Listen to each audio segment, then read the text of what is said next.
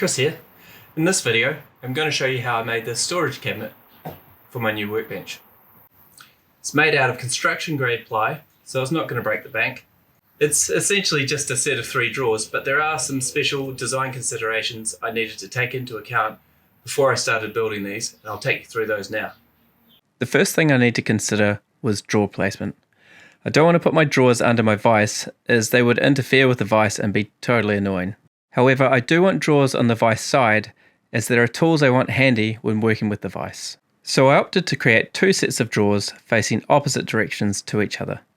This gives me storage on both sides of the workbench while not getting in the way of the vise. You may have noticed that the drawers don't come to the top.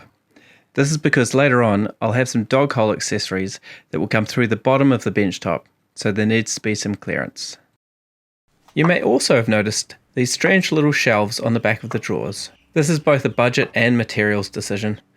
The drawer slides I had access to were too short and I wanted full extension drawers. Furthermore, I'd have to buy another entire sheet of ply if I wanted the drawers to come all the way to the back. So adding these small shelves to the back was a way of using up some dead space. Finally, we want to make sure that nothing gets in the way of using our vise. So in my case, I've made the cabinets flush with the edges of the workbench, and I've opted for push to open drawer slides so I don't have any handles protruding from the drawer faces.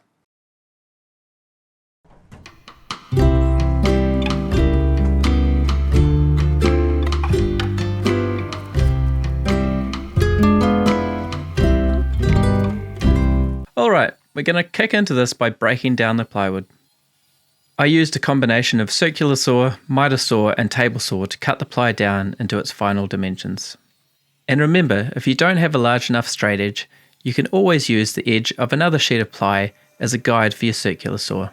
If you're interested, I'll chuck a link to the cut list for this project in the description below.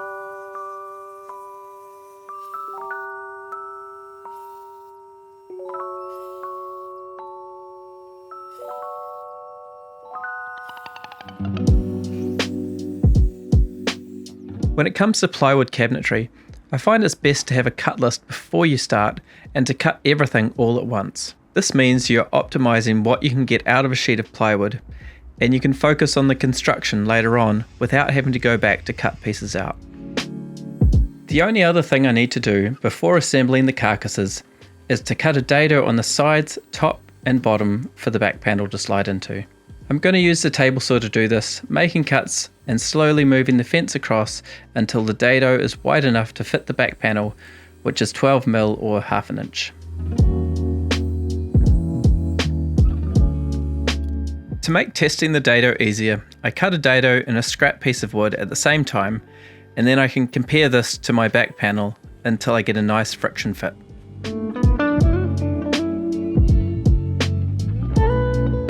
Because I have a pocket hole jig, I decided to use pocket holes to put the carcass together. But because this is shop furniture, you could just drill normal countersunk holes to screw the cabinet together. And in retrospect, in my case, that would have actually been less visible than the pocket holes.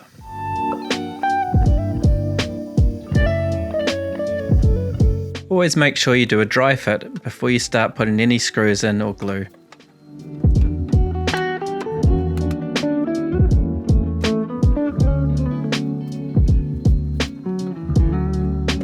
Now we know everything fits, we can move on to the construction.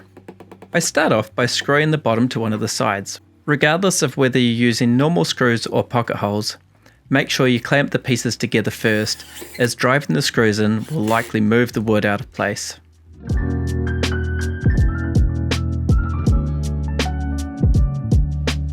When the bottom and sides are screwed together, we can add some glue to the back panel's dado and insert the panel, making sure it's seated nicely. Then we can flip it over, add some glue to the other side and screw it into place.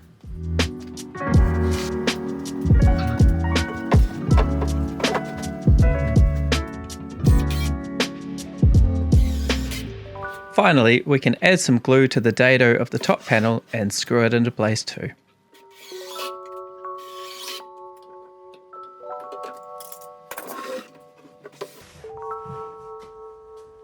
Because I recessed the back panel in roughly 80 mils or 3 inches, I've got some dead space in the back which I decided to use up by putting some shelves in. To fit the shelves, I cut some shims to the size of the shelf openings and could simply sit the shelves in place and screw them in.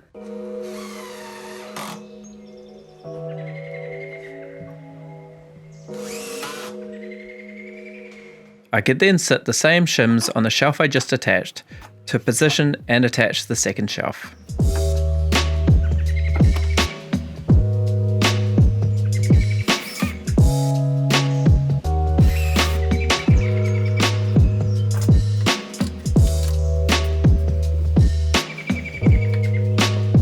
And there we have it, one completed carcass.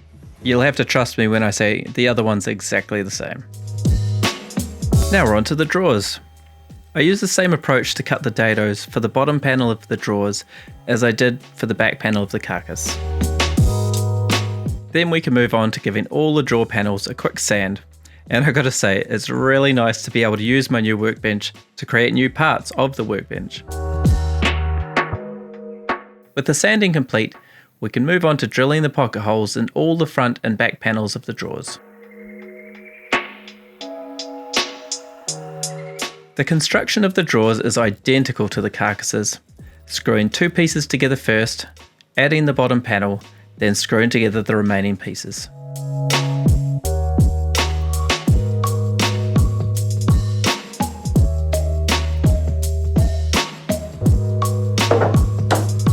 I'm going to use the same method of installing drawer slides as I have in my previous videos, as it's super accurate, especially when creating duplicate sets of drawers. Basically, you cut a scrap piece of ply to the exact height of the top drawer slide. You can then clamp that scrap piece to the carcass and use it as a guide to install the top slide.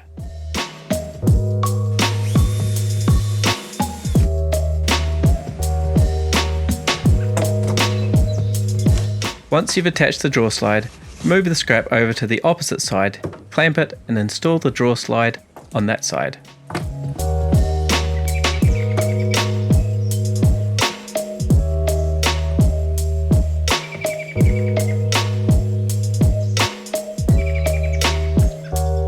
Then you can repeat the process on the other carcass until all top drawer slides are installed.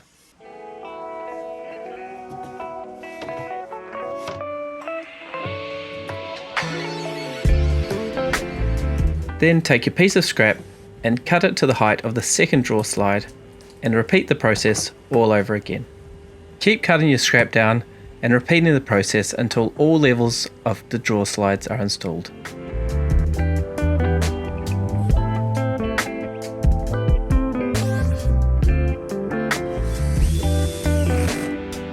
One super important thing to remember when installing push to open drawer slides is that they are meant to protrude from the front of your cabinet. If you accidentally install them flush, you won't be able to push the drawer at all in order for it to open. Now we can move on to installing the drawers. I cut a small 5mm shim to space my bottom drawer from the bottom of the carcass.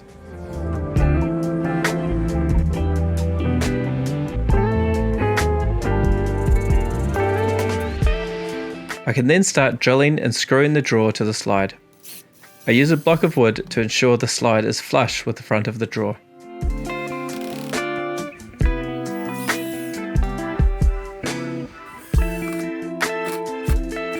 And before long, you've got your first drawer installed.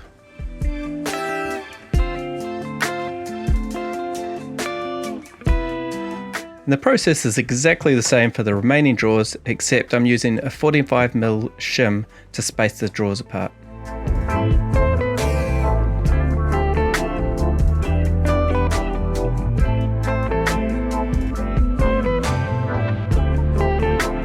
It's a good idea to add a piece of blue tape to your drill bit to make sure you don't drill all the way through into your drawers.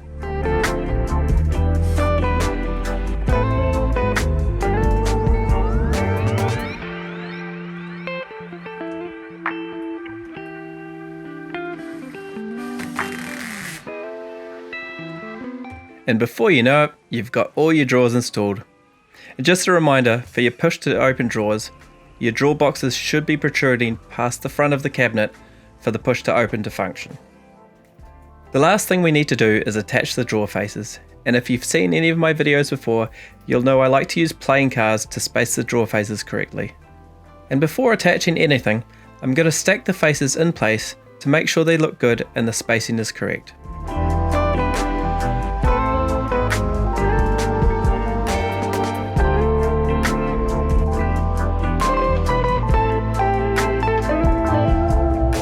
When I'm happy with the spacing and starting from the bottom, I can simply clamp the face to the drawer box before driving some screws in from the inside.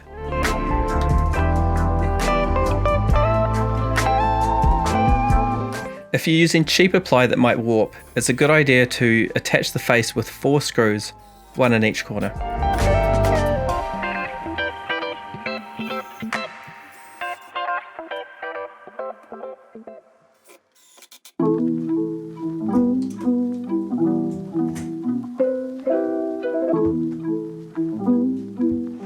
Works like a charm. All other drawers, except for the top one, can be installed in the same way, spacing the face from the previous one with the appropriate number of cards. The top drawer is a little bit trickier because you can't get a clamp in there to easily hold the face in place. So a trick I like to use is to apply some super glue to the face and some kicker to the drawer, and then making sure you have your spacing sorted, press the face firmly into the drawer until it is set enough to pull out, and then you could attach a clamp.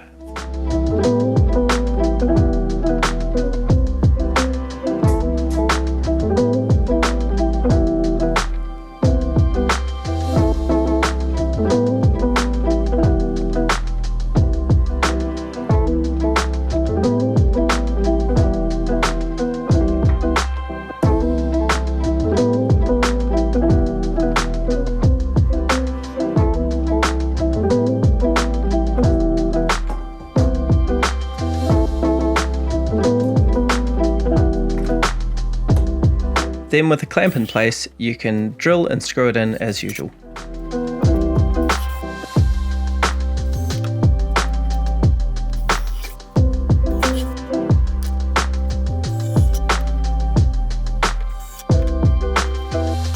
Bada bing, bada boom, we've got 2 cabinets to install in the workbench.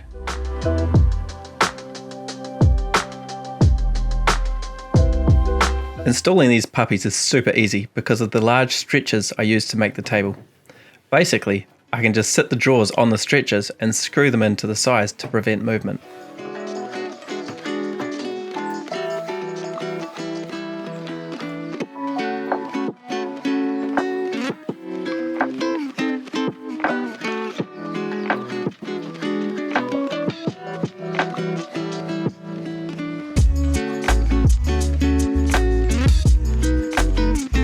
I only use 2 screws to attach each set of drawers, one at the front and one at the back, driven straight into the legs.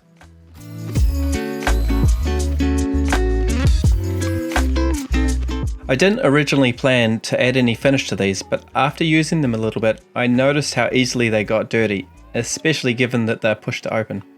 So I opted to add 3 coats of wipe-on poly to protect the faces.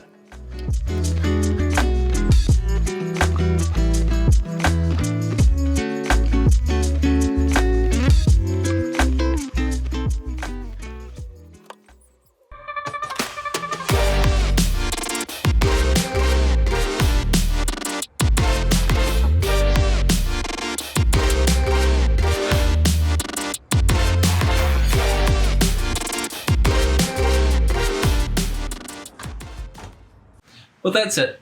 I hope you enjoyed the video and thanks for watching. As usual, if you think I earned it, smash that like and subscribe button.